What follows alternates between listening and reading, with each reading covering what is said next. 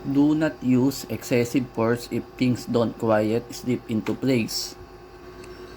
Do not force insert the expansion cards if they don't fit. It might damage them.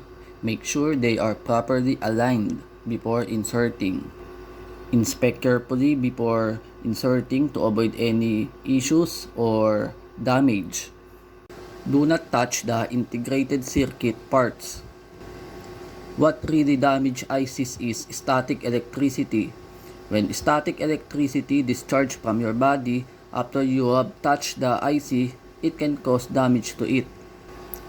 The way to prevent damage is by using an anti-static wrist strap or touching any metal object to discharge static electricity from your body.